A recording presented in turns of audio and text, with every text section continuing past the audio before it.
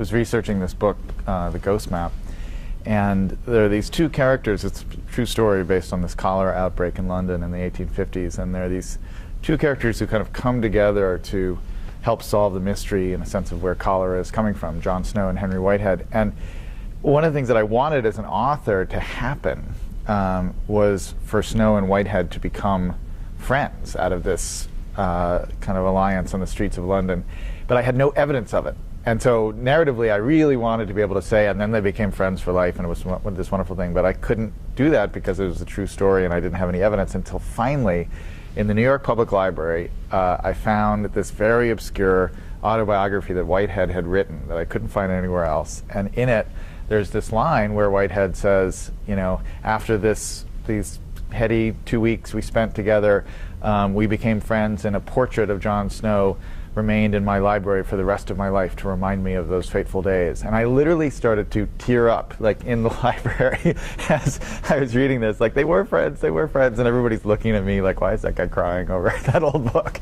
So there was that kind of magical, you know, moments of discovery that really, you know, are so great about libraries. I grew up in D.C., and we used to go to, you know, a local library around the corner, and then, you know, in college and in grad school, you know, just spent an amazing amount of time just hanging out. I mean, the old activities of walking through the stacks, which of course it's hard to do these days, but those were really building up that kind of love of books just from seeing them all kind of lined up like that. That's a big part of my education. But, you know, partially I think about it as, you know, there are two things. There's the research and the books, and then there's also the physical kind of social space of the library. At Brown, I went to college at Brown, and there was just you know, a fantastic kind of scene at the library. I mean, it was a place you went to kind of discover new ideas, but also just to kind of spend time with other people. And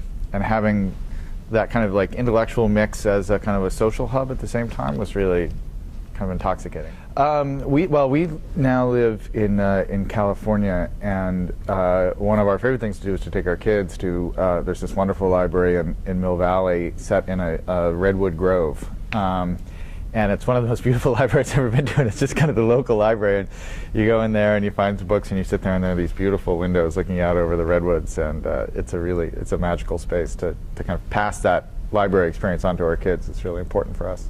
What's so important about a library is the sense of, and about librarians, is the sense of the kind of the information filter and navigation that library science is all about. And you know, we obviously live in this age in which there is more and more information, and the skills we need to navigate through all that information are increasingly important. And the people who are best trained in the spaces that are best designed to help us learn those skills are clearly libraries. So to think about, you know, kind of cutting back those budgets, you know, just because we're moving to more and more of an online world, I think it's just really short-sighted. Well, it's interesting. I just read Salman Rushdie's memoir, Joseph Anton, and it's an extraordinary story. But it's a reminder of the power that the book continues to have, right? That that these books, you know, can still in this day be so combustible and controversial, and you know, strike fear in the hearts of certain established powers. You know, I think that's a great testimony to the importance of books in our culture to this day. I mean, I often have people come to me, and you know, because I've written so much about the internet and written about video games and other things, and they're like, "Why are you still writing books? You know, if you're so interested in all this new technology?" And it always seems like a bizarre question, because if you're trying to influence people, if you're trying to win people over to a complex new idea, there's clearly no better form for it. Which is why, when people have ideas that challenge orthodoxies, and they present them in book form,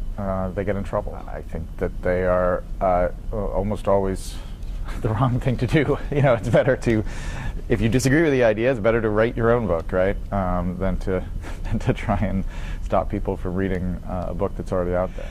Well, I've just finished this book, Future Perfect, which is my first real book about politics, which is talking about kind of open collaborative networks and their power, and building on a lot of themes in some of my earlier books. and we are just starting working on a TV series for PBS. Based on a number of my books, and I'm going to write a kind of companion book for that series. So that's what I'm starting to work on.